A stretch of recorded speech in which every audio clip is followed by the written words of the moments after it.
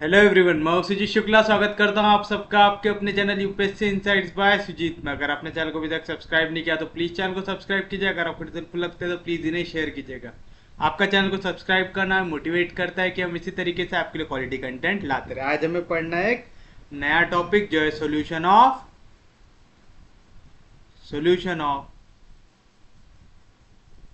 System of simultaneous equations.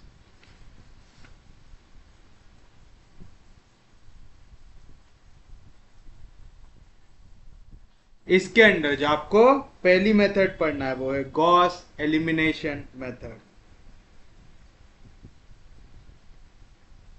Gauss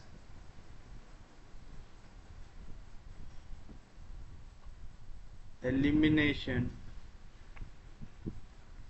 method. देखिए, आपको क्या निकालना है? सॉल्यूशन निकालना है सिस्टम ऑफ साइमल्टेनियस इक्वेशंस का। यहाँ पे आपको तीन वेरिएबल वाली तीन इक्वेशन दी हुई रहेंगी, जैसे कुछ इस तरीके से a1x plus b1y plus c1z equals to d1, ये होगी equation number 1।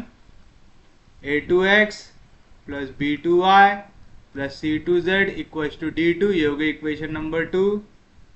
a3x plus b3y plus c3z equals to d3, equation number 3।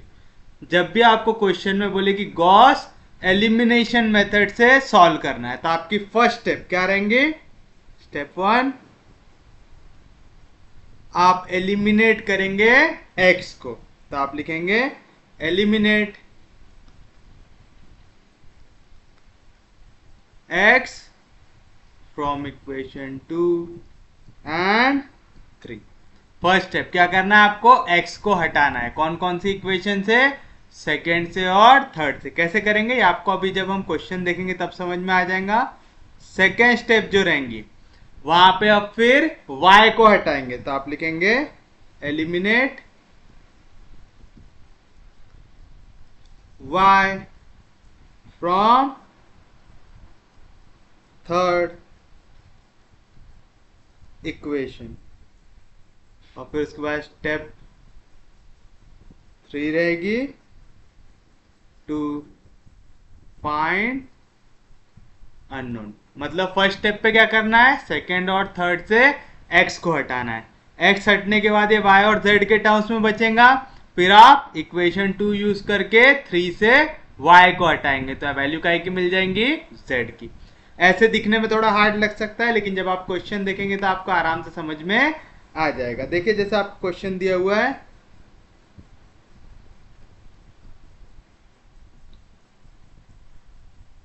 Using Gauss elimination method solve 2x plus 3y plus z equals to 13, x minus y minus 2z equals to minus 1, 3x plus y plus 4z equals to 15। आपको यहाँ पे बोला है Gauss elimination method लगाओ और इस equation को आपको सॉल्व करना है। अब आप फर्स्ट स्टेप क्या करेंगे? आप पहले जो इक्वेशन दी हुई है उसे लिखेंगे, तो आप लिखेंगे the given system of equation is the given system of equations is, या तो आप लिख सकते हैं द गिवन इक्वेशंस आर। देखिए, the given system of equation मतलब ये तीनों इक्वेशन की बात कर रहे हैं, या तो आप लिख सकते हैं द गिवन इक्वेशंस आर। क्या क्या आएंगी? पहली 2x plus 3y plus z equals to 13, equation number 1। x minus y minus 2z equals to minus 1, equation number 2। Sorry, 3x plus y plus 4z equals to 15, equation number 3। आप चाहो ना तो ये जो इक्वेशन है इसे इक्वेशन 1 भी दे सकते कि ऊपर लिख जाओ x minus y minus 2z को बना लो इक्वेशन नंबर 1। वो करने से फायदा क्या होता? अगर मैं इसे ऐसा लिखता x minus y minus 2z equals to -1, इसे 1 देता।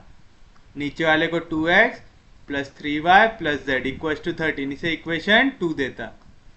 3x plus y plus 4z equals to 15, इसे इक्वेशन नंबर 3 देता। तो देखिए यहाँ पे x एलिमिनेट करना बहुत आसान हो जाता है। अगर मैं इक्वेशन 1 को 2 से मल्टीप्लाई करूँ तो 2x आ जाएगा, सब्ट्रैक्ट करूंगा 2x कैंसिल। इक्वेशन 1 को 3 से मल्टीप्लाई करूँ 3x आ जाएगा, 3x कैंसिल। तो ऐसे में वाली इक्वेशन कैसे हो जाती है, आसान हो जाती है, समझा। और नहीं तो फिर आप ये यहाँ पे जैसा आपने अगर यही इक्वेशन लिख के रखा है तो अब मुझे पहले यहाँ से x को हटाना है। तो आप क्या करेंगे, आप लिखेंगे 2 इंटू इक्वेशन 2 करेंगे माइनस इक्वेशन 1 करेंगे। यानी मैंने इक्वेशन 2 को पहले मल्टीप्लाई किया 2 से और फिर इक्वेशन 1 से कर दिया सब्ट्रैक्ट। तो यहाँ पे 2 से मल्टीप्लाई करूंगा तो क्या आएगा, 2x minus 2y minus 4z equals to -2। और फिर मैं क्या कर रहा हूँ, इक्वेशन 1 को कर रहा हूँ सब्ट्रैक्ट। तो 2x में से 2x गया 0x, 3y sorry minus 2y में से माइनस 3y गया तो आएगा -5y, माइनस 4z में से z गया तो आएगा -5z इक्वल्स टू -2 -13 आ जाएगा -15। दैट इज डिवाइड बाय -5 कर दो तो आएगा y plus z equals to 3 आता है। इसे दे देंगे इक्वेशन नंबर 4। और अगर आप ये सिस्टम ऑफ इक्वेशन लेके चल रहे थे, यहाँ पे क्या करना है, यहाँ पे आपको करना है इक्वेशन 2 में से 2 टाइम्स इक्वेशन 1 को सब्ट्रैक्ट। तो ये क्या हो जाता है, 2x minus 2y minus 4z equals to -2। तो 2x में से 2x गया 0, 3y माइनस ऑफ -2y तो होगा +2y, 3 + 2 आ जाएगा 5y, z minus into minus plus तो आ जाएगा +5z equal to 13, minus into minus plus तो आ जाएगा 15, डिवाइड बाय 5 कर दो तो आ जाएगा y plus z equal to 3। तो देख रहे हैं यहाँ पे इक्वेशन बनाना आसान होता है, यहाँ पे थोड़ा सा आपको दिमाग लगाना पड़ता है। नेक्स्ट देखिए क्या कह रहा है, हमें यहाँ पे इसे काटना है ना, नेक्स्ट वाली वैल्यू को ये वाला x काटना है। यहाँ पे 3x है, यहाँ पे 2x है। तो दोनों के वेरिएबल सेम बनाने के लिए हमें क्या करना पड़ेगा, पहली वाली इक्वेशन को मल्टीप्लाई करना पड़ेगा 2 से, इसको 3 से। यानी जो भी वेरिएबल है x वेरिएबल को काटना है तो उसके सामने कोएफिशिएंट था 2, तो दूसरी इक्वेशन को 2 से मल्टीप्लाई करो। यहाँ पे x के सामने कोएफिशिएंट क्या था 3, तो इसके सामने वाली इक्वेशन को 3 से मल्टीप्लाई करो। मतलब अब आपको क्या करना है, आपको लेना है 3 times equation 1 minus 2 times equation 3 we get. बताइए क्या मिलेगा आपको, क्या मिलेगा यहाँ से, इसको 3 से मल्टीप्लाई करेंगे तो क्या हो जाएगा, 3 2 जार 6x, 3 3 जार 9y, 3 into z 3z equal to 13 3 जार 39। ये इसके जगह बन जाएंगे और इसे 2 से मल्टीप्लाई करेंगे 6 into x 6x, 2 into y 2y, 4 2 जार 8z इक्वल टू 30। बन रहा है ऐसा। मैं क्या कर रहा हूँ, 3 इंटू इक्वेशन 1 यानी ये पहले आएगा, 6x में से 6x गया 0, 9y में से 2y गया तो आ जाएगा 7y, 3z में से 8z गया तो आ जाएगा -5z, 39 में से 30 गया तो बचेगा 9। Equation number 5। यहां पे अगर करते हम, अगर इक्वेशन को सिर्फ वाली इक्वेशन को ऊपर लेके चले जाते तो वाली इक्वेशन देखिए कितना आसान बन जाती।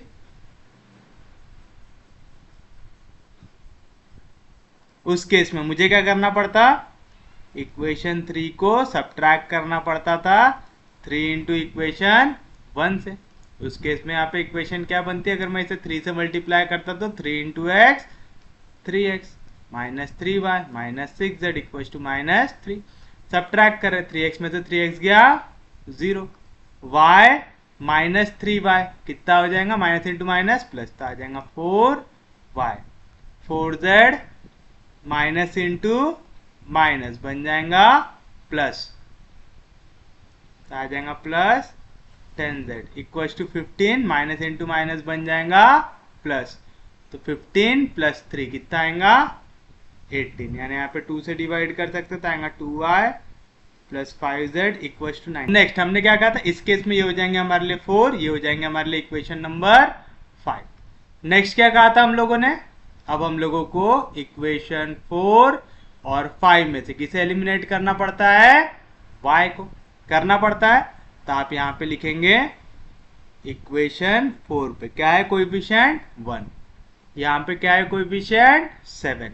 तो मुझे अगर इसके कोएफिशिएंट को सेम बनाना है तो इसे काय से मल्टीप्लाई करना पड़ेगा, 7 से। तब आप करेंगे equation 5 minus 7 times equation 4, we get, ये 7 से मल्टीप्लाई होगा 7 into y 7y, 7z equal to 7 3 जार 21। तो बताइए क्या आएगा, 7y में से 7y गया, bye bye cancel, -5 minus 7 minus 12z equal to 9 minus 21, 9 में से 21 गया तो कितना बचेगा, -12, यानी यहाँ से z की वैल्यू क्या आ गई आपके पास, 1 आ गई। सेम अगर मैं इसे यूज करता तो यहाँ पे सेम कोएफिशिएंट बनाने के लिए काय से मल्टीप्लाई करना पड़ता, 2 से। तो आता 2y plus 2z equal to 6। तो यहाँ पे आपको क्या करना पड़ा रहता है, इक्वेशन 5 में से 2 टाइम्स इक्वेशन 4 को कर देना पड़ता था सबट्रैक्ट। तो 2y में से 2y गया 0y, 5y में से 2z गया तो 3z, 9 में से 6 गया तो बचता था 3, यहाँ से भी z की वैल्यू क्या आती थी 1। तो आप देख रहे हैं, आप दोनों मेथड में आपको साथ साथ करके करके बता रहा हूँ कि आपको अगर इजी करना है तो जिसपे भी कोएफिशिएंट 1 है उसे ऊपर लेके आ जाइए बस। अब एक बार z मिल गया तो y निकालना आसान है, आसान है, किसी भी इक्वेशन में उसे कर दो सब्स्टिट्यूट। तो आप लिखेंगे put z equals to 1 in equation 5, तो क्या मिलेगा 7y माइनस 5 1 जार 5 इक्वल्स टू 9, यानी 7y की वैल्यू आ जाएंगी, इधर -5 इधर गया तो +5, 9 + 5 14, तो y की वैल्यू आ गई 2। यहाँ पे z इक्वल्स टू 1 कोई भी इक्वेशन में डालो तो put z equals to 1 in equation 5, तो ये आ जाएगा 2y प्लस 5 1 जार 5 इक्वल्स टू 9, मतलब क्या मिला 2y इक्वल्स टू 4, तो y की वैल्यू आ गई 2। देख रहे दोनों से आंसर सेम आता, तो आपको y2 z1 मिल गया। अब सब्स्टिट्यूट कर दो, तो पुट, अब आप किस पे सब्स्टिट्यूट करेंगे, देखिए आपने इक्वेशन 2 और 3 में चेंज लाया, तो आप किस में सब्स्टिट्यूट करेंगे, इक्वेशन नंबर 1 पे।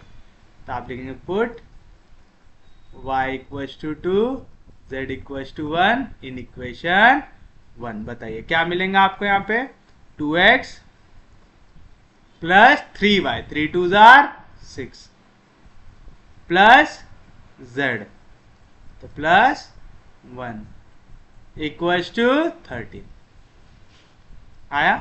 सेम चीज अगर मैं इधर की इक्वेशन 1 पे करता तो क्या आएगा, x minus y minus 2z, आएगा x माइनस वाई माइनस 2 1 जार 2 इक्वल्स टू -1 -1।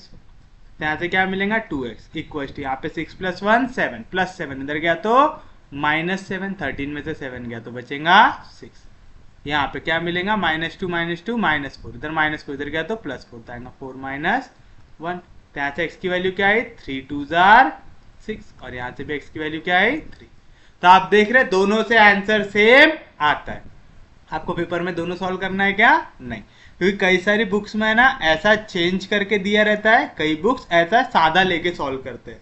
तो दोनों मेथड सही है, आपको दोनों में से आपने जो इक्वेशन ऊपर लिखी है उस हिसाब से आगे मेथड को एडजस्ट करना पड़ता है। उम्मीद है समझाऊंगा, किसी को कोई दिक्कत नहीं। तो आप लिखेंगे therefore x equals to 3 y equals to 2 z equals to 1 is the required solution.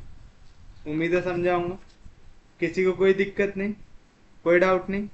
चलिए देखिए आपका नेक्स्ट क्वेश्चन।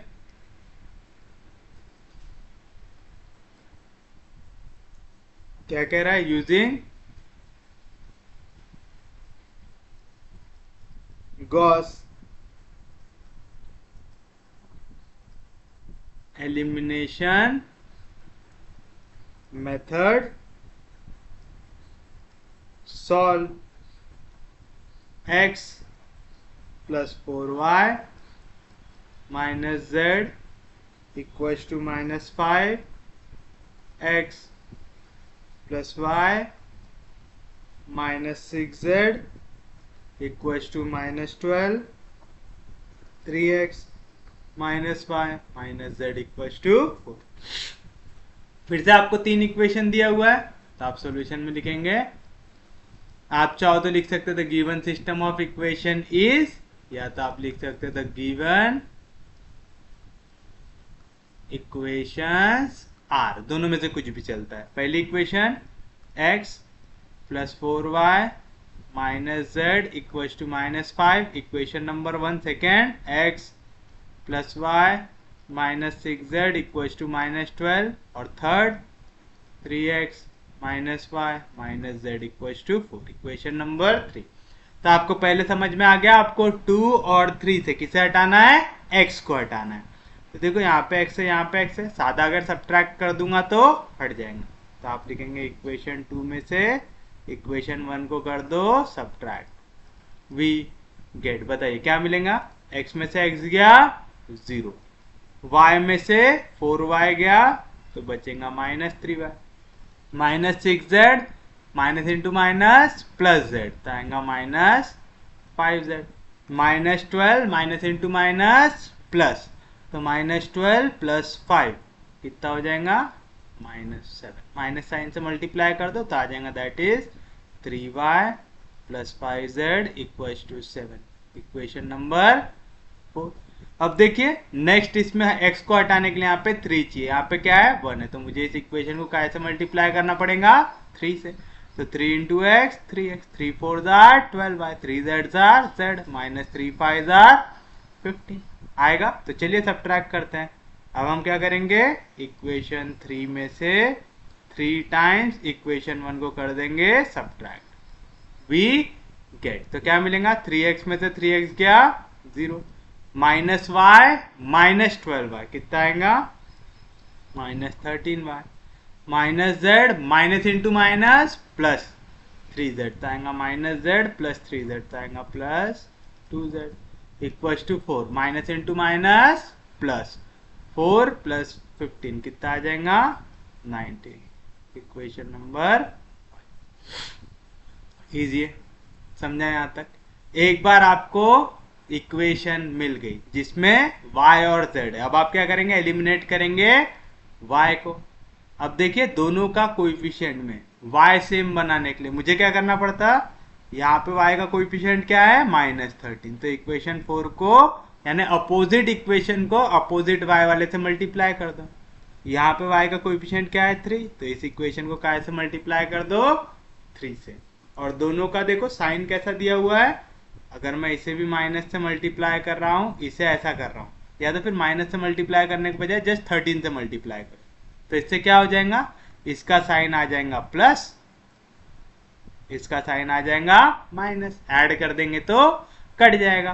तो आप लिखेंगे नाउ आप करेंगे 13 into equation 4 plus 3 into equation 5, इसे अगर मैं 13 से मल्टीप्लाई करूँ, 13 3 जार 39y प्लस 3 5 जार 15, 5 1 जार 5, 5 प्लस 1 6 आएगा 65z इक्वल्स टू 7 3 जार 21, 7 1 जार 7, 7 प्लस 2 9 आएगा। और मैं अगर इसे 3 से मल्टीप्लाई करूँगा तो plus into minus minus 13 into 3 आ जाएगा 39 प्लस 3 2 जार 6। हाँ तो हम हैंग होने के पहले तक कहाँ तक पहुंच गए थे, 3 इंटू 13 माइनस 39, फिर क्या आएगा 3 2 जार 6z इक्वल्स टू 3 9 जार 27, 3 1 जार 3 तो आएगा 57। फिर उसके बाद आपको देखें यहाँ पे क्या मिला, -39y plus 6z equals to 57 मिला। ऐसा इसे इक्वेशन नंबर 3 से मल्टीप्लाई किया, तो अब हमें क्या करना है, इसे ऐड करना है। तो आप यहाँ पे लिखेंगे 13 into equation number 4 plus 3 into equation number 5, we get. बताइए क्या मिलेगा आपको, -39 प्लस 39 कैंसिल, तो क्या बचेगा 0, 65 प्लस 6 कितना आ जाएगा 71z equal to 7 plus 1 8, 9 plus 5 140 आएगा, तो z की वैल्यू आई यहाँ से 148/71 आई। बस ये z की वैल्यू आपको सब्स्टिट्यूट कर देना है कोई भी एक इक्वेशन में, तो आप लिखेंगे put z equals to 148/71 in equation number 4। We get क्या मिलेंगे आपको 3y plus 5 into z equals to 7।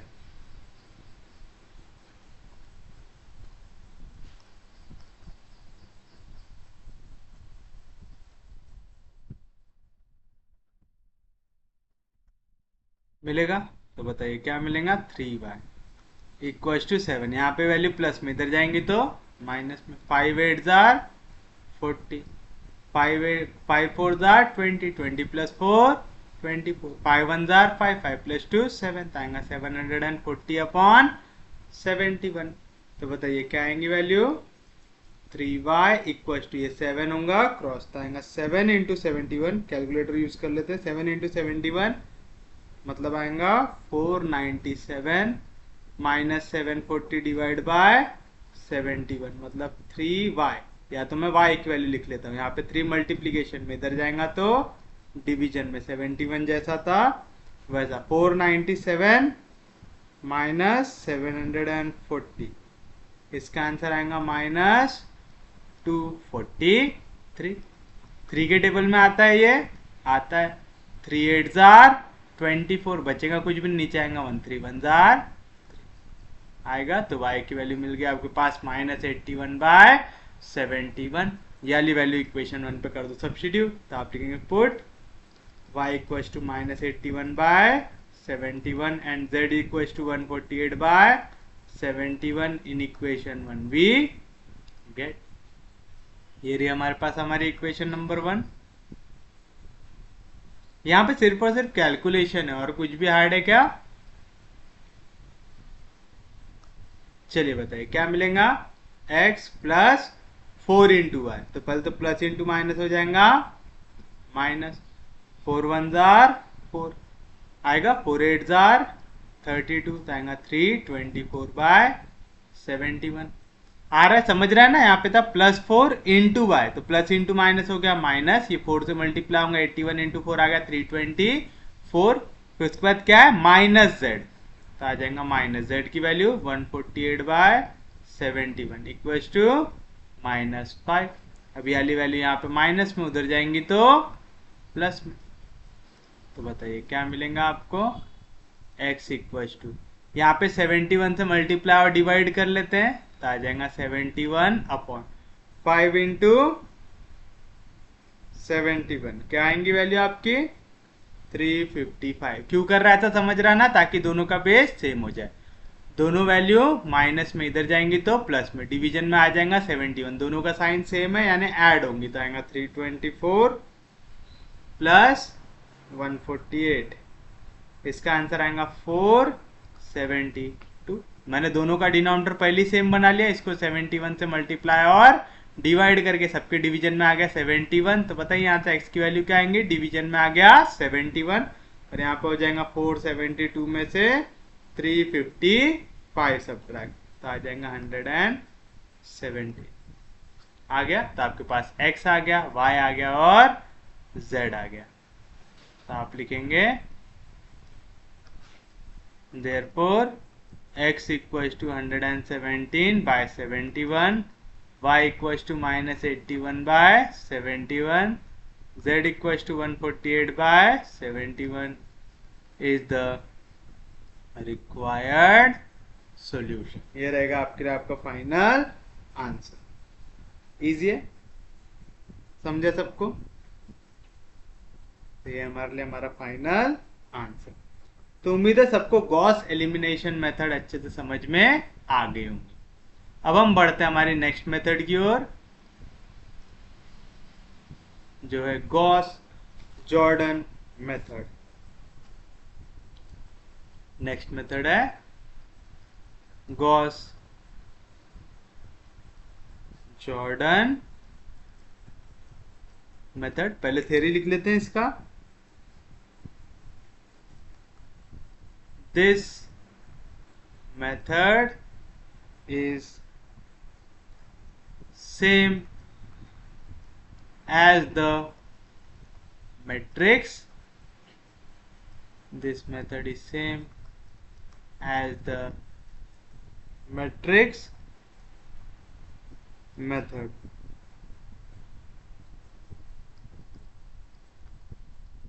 In this method, we write the given equation in matrix form and obtain the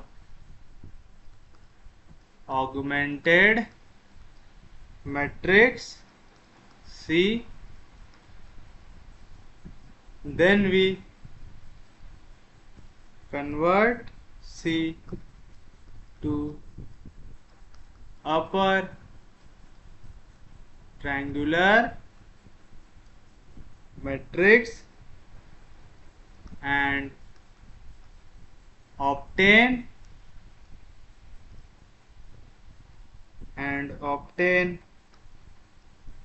the values of x, y and z. यानी आपको इसको किस method से solve करना है? Same as matrix method. तो चलिए करते हैं।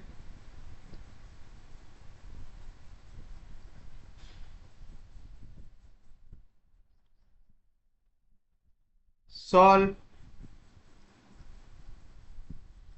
using Gauss-Jordan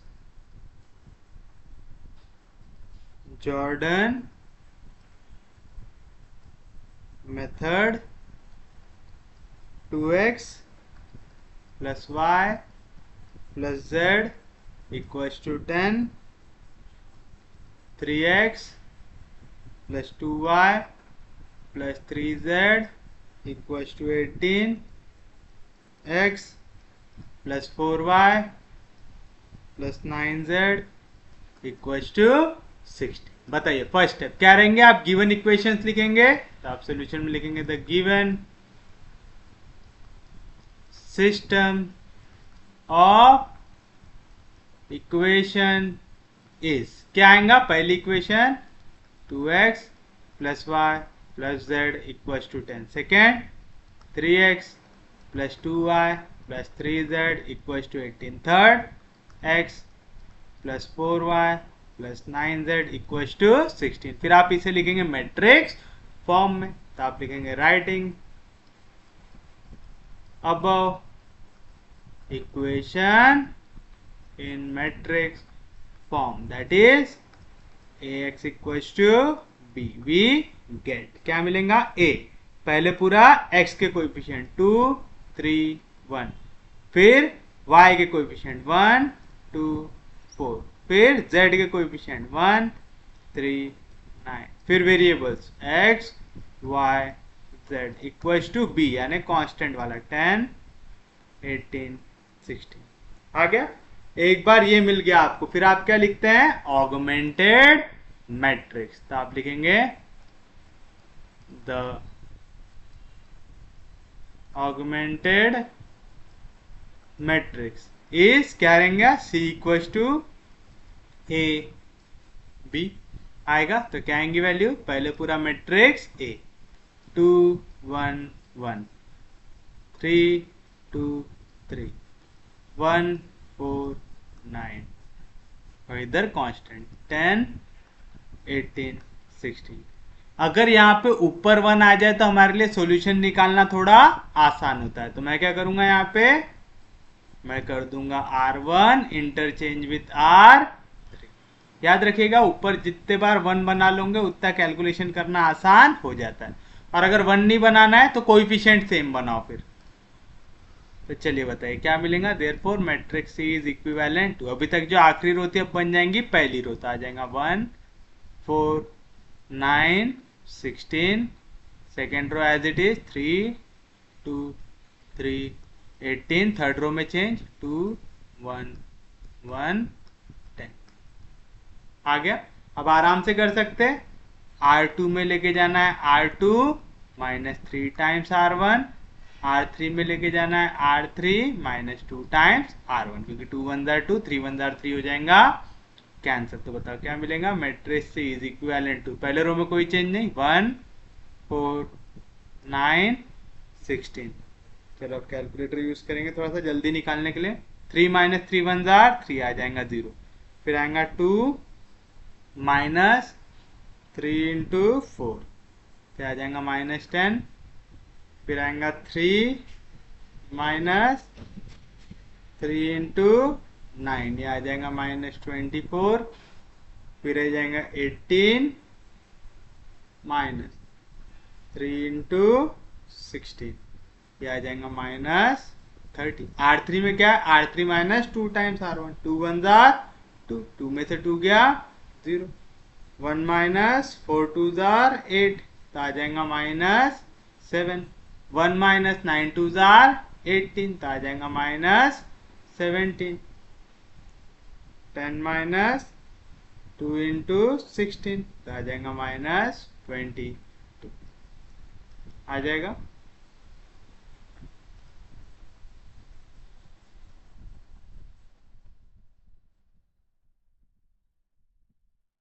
देखो यहाँ पे 1 बनाना थोड़ा हार्ड हो रहा है, और क्योंकि हम लोग कैलकुलेटर यूज कर रहे हैं तो हमें इसे कैलकुलेशन को थोड़ा सा हम इंजीनियर वाले तरीके से सॉल्व कर लेंगे। हम क्या करेंगे, हम देखेंगे यहाँ पे कोएफिशिएंट क्या है 10, यहाँ पे कोएफिशिएंट क्या है 7, अपोजिट कोएफिशिएंट से रो को कर देंगे मल्टीप्लाई। जनरली इंजीनियर यही मेथड से सॉल्व करते, तो आप भी वही मेथड यूज करेंगे। हम करेंगे R3 के जगह मैं चेंज कर दूंगा R3, देखो दोनों का साइन सेम है तो मुझे दोनों को क्या करना पड़ेगा, सब्ट्रैक्ट करना पड़ेगा। अब हम दोनों के कोएफिशिएंट को सेम बनाएंगे।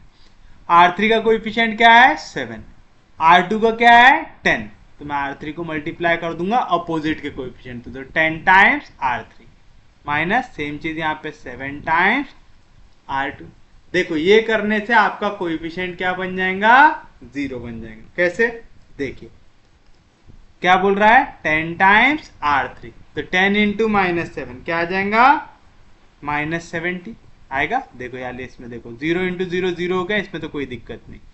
10 इंटू रो 3 में क्या है कोएफिशिएंट माइनस 7, कौन सा साइन है माइनस 7 इंटू R2 का कोएफिशिएंट क्या है minus 10, 10 into minus 7 minus 70, minus into minus plus 70, 70 70 cancel आ गया 0।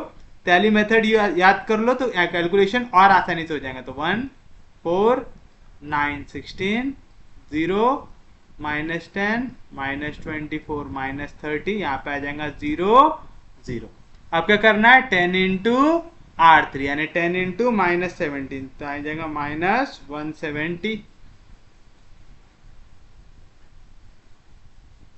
माइनस 170। समझा ना क्या किया, 10 इंटू R3 तो आएगा 10 इंटू R3 का थर्ड कोएफिशिएंट क्या है माइनस 17 आएगा, फिर कौन सा साइन आता माइनस 7 इंटू R2। बट अगर ऐसा करोगे ना तो ये आपको कैलकुलेशन करते वक्त थोड़ा सा ख्याल रखना है, तो माइनस इंटू माइनस हो जाएगा प्लस, और यहाँ पे करना है 7 इंटू 24 तो इसका आंसर आता है माइनस 2 आ रहा है। सेम चीज लास्ट वाले एलिमिनेट के लिए भी करो, 10 इंटू R3 तो 10 इंटू माइनस 22 आएगा माइनस 220, माइनस 7 इंटू R2 तो यहाँ पे 7 3 जार आ जाएगा 21 और माइनस साइन है तो प्लस हो जाएगा, तो आएगा minus 220 minus into minus plus 210 तो आ जाएगा माइनस 10 आ जाएगा। इजी है। ये वाली मेथड कब करना, जब आपको 1 बनाना बहुत ज्यादा हार्ड लग रहा है। वैसे आप अगर रेगुलर भी वाली मेथड अब यूज करना शुरू कर दोगे ना तो चलेगा, बस आपको कैलकुलेशन पे ढंग से करना पड़ेगा। 1 रहा तो बार बार चेक करने की जरूरत नहीं पड़ती, गलती होने के चांसेस बहुत कम होते हैं। इससे आंसर जल्दी आता है लेकिन गलती होने के चांसेस भी उतनी बढ़ती है। तो आपकी मर्जी, आपको जो यूज करना आप यूज कर सकते। तो आप लिखेंगे therefore the equivalent system of equation is, आप देख लिया ना इक्लोन फॉर्म में आ गया। देखिए ये वाला एलिमेंट लेफ्ट में कोई एलिमेंट नहीं, नीचे जितने हैं 0। ये वाले एलिमेंट के लेफ्ट में नीचे जितने एलिमेंट है 0, इसके लेफ्ट में जितने एलिमेंट है नीचे तो कोई एलिमेंट है ही नहीं, सब 0। तो जब भी ऐसा एक्लॉन फॉर्म बन गया तो आपको ये कैलकुलेशन रोक देना है। तो इक्विवेलेंट सिस्टम ऑफ इक्वेशन क्या आएगा, पहला आएगा, पहला कॉलम होता है x का, दूसरा y का, तीसरा z का, और ये कांस्टेंट का। तो आएगा x plus 4y plus 9z equal to 16। इसे दे दूंगा इक्वेशन नंबर। यहाँ पे आएगा minus 10y minus 24z equal to minus 30। That is, चलो इसको -2 से कर देता हूँ डिवाइड। तो आएगा 5y plus 12z equal to 50, equation number 2। और यहाँ से तीसरा आ जाएगा -2z इक्वल टू -10, मतलब z की वैल्यू क्या आ जाएंगी, 5 2 जार, तो z आ गया 5। z की वैल्यू 5 सब्स्टिट्यूट करो यहाँ पे, तो आप लिखेंगे put z equal to 5 in equation 2। तो क्या मिलेगा, 5y प्लस 5 2 जार 10, कैरी 1, 5 1 जार 5, 5 प्लस 1 60 इज इक्वल टू 15। तो 5y की वैल्यू क्या आएंगी, 15 माइनस 60 कितना आ जाएगा, -45। तो y की वैल्यू क्या आ जाएंगी, 5 9 जार 45। तो आपके पास z है, आपके पास y है, तो आप देखेंगे put y equal to -9 and z equal to 5 in equation 1। क्या मिलेगा, x plus 4 into y plus into minus minus 4 9 जार 36 प्लस 9 इंटू z आएगा 5 9 जार 45 इक्वल्स टू 16 आएगा। तो बताइए क्या मिलेगा, 16। यहाँ पे वैल्यू आएंगी 49 में से 36 गया तो बचेगा +9 बचेगा, यहाँ पे +9 इधर गया तो -9। तो x की वैल्यू क्या आ जाएंगी, 16 में से 9 गया तो बचेगा 7। तो ये क्या हमारा आंसर, x की वैल्यू 7, y की वैल्यू -9, z की वैल्यू 5। तो आप लिखेंगे therefore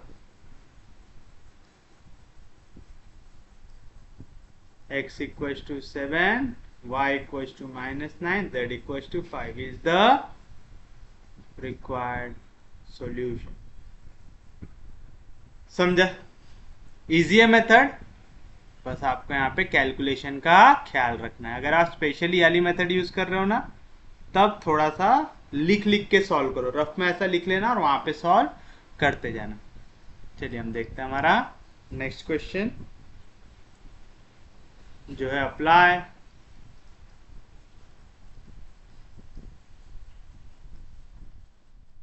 Gauss Jordan method to solve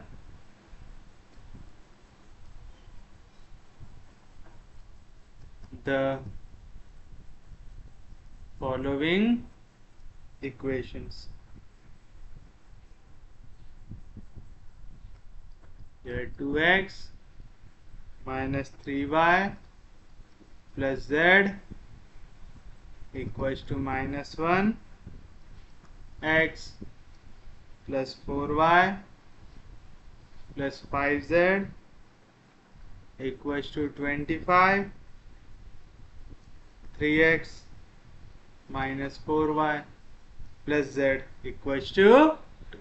तो चलिए बताइए सॉल्यूशन में सबसे पहले आप क्या लिखेंगे, जो इक्वेशन है आपकी, तो आप लिखेंगे the given system of equation is क्या है, 2x minus 3y plus z equals to -1, x plus 4y plus 5z equals to 25, 3x minus 4y plus z equals to 2। फिर आप इसे कौन से फॉर्म में लिखेंगे, मैट्रिक्स फॉर्म में। तो आप लिखेंगे राइटिंग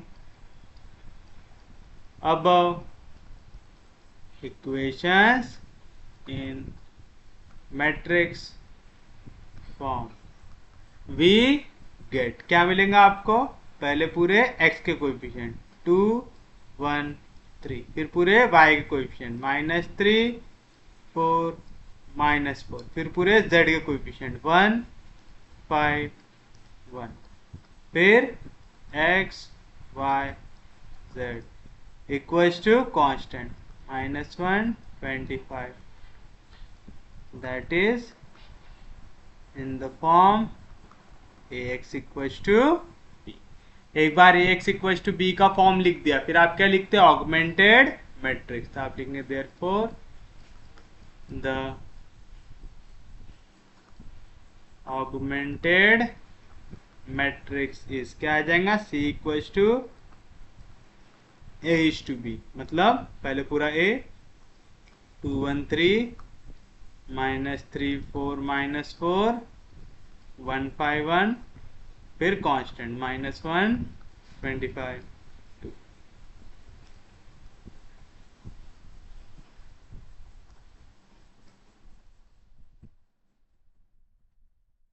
चलिए मिल गया आपको सी मैट्रिक्स यानी ऑगमेंटेड मैट्रिक्स। एक बार मैट्रिक्स सी आ गया, फिर आप क्या करते, पहले देखो ऊपर 1 बना लेते ताकि आसान हो जाए, वो क्रॉस वाली मेथड ना लगाना पड़े। तो R1 इंटरचेंज विद R2 कर लेता हूं, तो matrix C is equivalent to क्या आ जाएगा, अभी दूसरा रो बन जाएगा, पहला आ जाएगा 1 4 5 25 2 -3 1 -1 3 -4 1 2 आएगा। अब देखिए यहाँ पे 0 यहाँ पे 0 बनाना बहुत आसान हो गया, तो आप लिख सकते हैं R2 changes to R2 -2 times R1, R3 changes to R3 -3 times R1। अच्छा, मैं वाली मेथड में इतना तेज इसलिए जा रहा हूँ क्योंकि हम लोगों ने मैट्रिसेस पढ़ते वक्त बहुत डिटेल में पढ़े है ना, तो करके मैं थोड़ा सा जल्दी जल्दी कर रहा हूँ इसे। तो बताइए मैट्रिक्स सी क्या मिलेंगे, 1 4 5 25 जैसा था वैसा, उसमें कुछ भी चेंज होगा क्या, नहीं।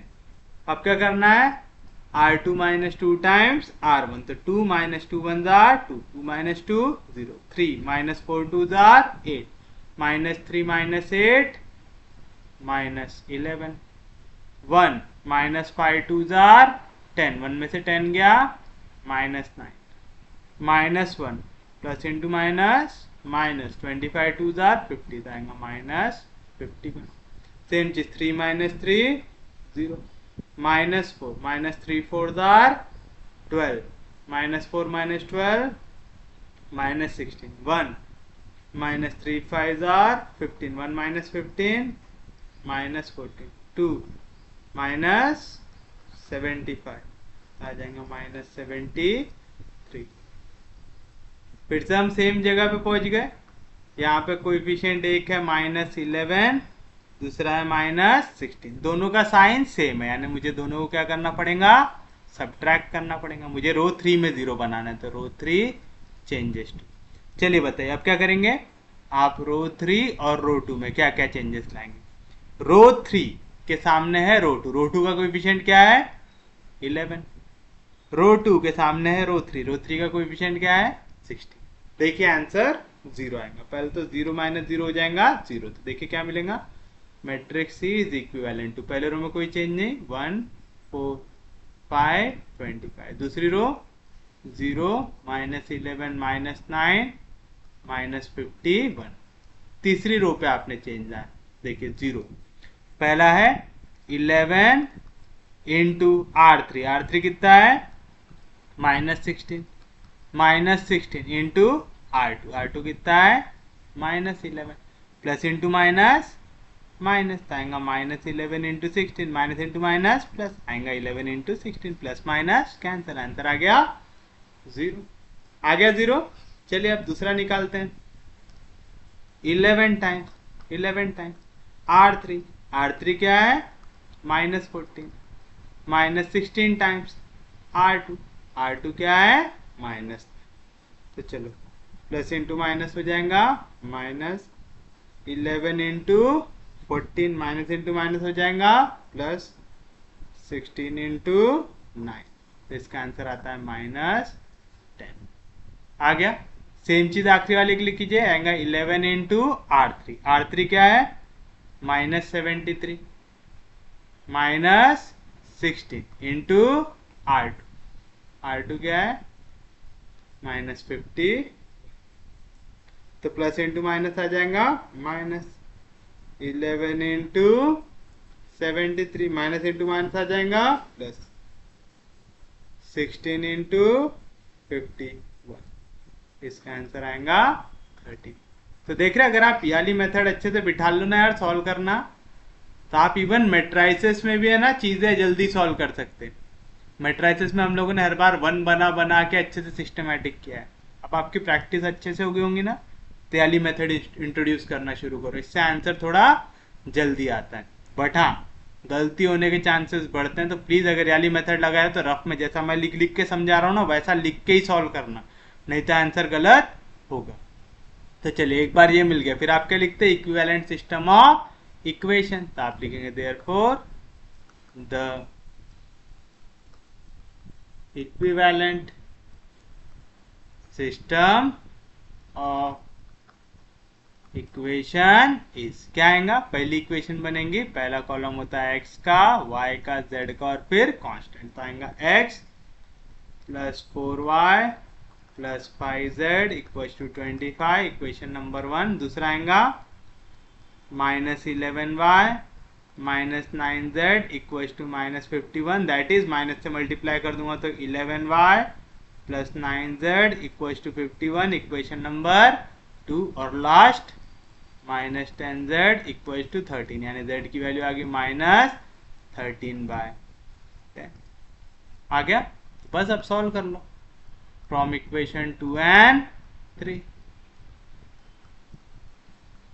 क्या आएगा, 11y plus into minus minus 3 9s are 27, 9 1s are 9, तो आएगा माइनस 117/10। समझा ना, मैंने 9 इंटू जेड कर दिया, जेड की जगह रख दिया माइनस 13/10 इक्वल टू 51, तो आएगा 11y इक्वल टू 51 प्लस 117/10, तो आएगा 11y इक्वल टू आ जाएगा 510 प्लस 117/10 यानी 11y की जगह y लिख देता हूँ, यहाँ पे 11 मल्टीप्लीकेशन, उधर जाएगा तो डिवीजन में, तो y की वैल्यू आ जाएंगे 7 + 0 7, 1 + 1 2, 5 + 1 6, तो आएगा 627/11 इंटू 10। देखो तो 11 से डिवाइड होता है क्या, 627, 5 आर 55 आएगा, तो 577 7 आएगा, तो यहाँ से y की वैल्यू मिल गई आपको, देयरफॉर y इक्वल टू 57/10 आ गया। बस अब ये वैल्यू का आपको कर देना है सब्स्टिट्यूट, x और y को सब्स्टिट्यूट करना है। मैं एक जगह पे लिख देता हूँ, फिर हम नेक्स्ट पेज पे चलते हैं। Put y equal to 57/10 and z equals to minus 13/10 in equation 1।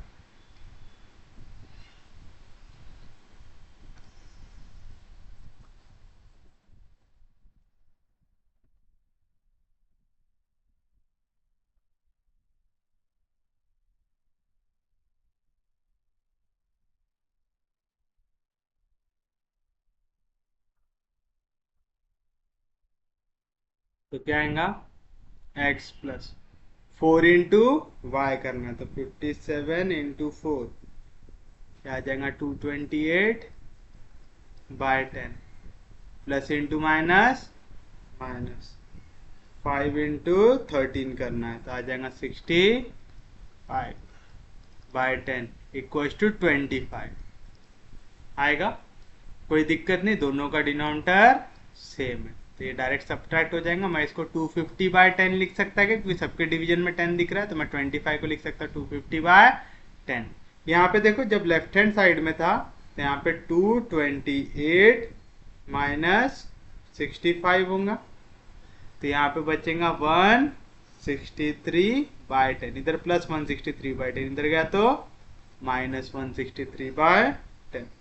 तो बताइए क्या मिलेगा आपको, निकालना है 250 में से 163 गया, तो आएगा 87, तो x की वैल्यू आ जाएंगी 87/10। तो रहेगा आपके लिए आपका फाइनल आंसर होता है x equals to 87/10, y equals to 57/10 and z equals to -13/10 is the required solution. तो ये रहेगा आपके लिए आपको फाइनल आंसर 87/10, 57/10, -13/10। तो उम्मीद है आज के दोनों मेथड आप लोगों को अच्छे से समझ में आए होंगे। कल हमें पढ़ना है गॉस सीडल मेथड, वो भी बहुत इंपॉर्टेंट है। अगर आपको लेक्चर समझ में आ रहे, यूजफुल लग रहे, तो प्लीज चैनल को सब्सक्राइब कीजिए, वीडियो को शेयर करते जाइए। सबसे इंपॉर्टेंट चीज पढ़ते रहिए, रिवाइज करते रहिए। हम लोग मिलेंगे कल, तब तक के लिए take care, have a nice day.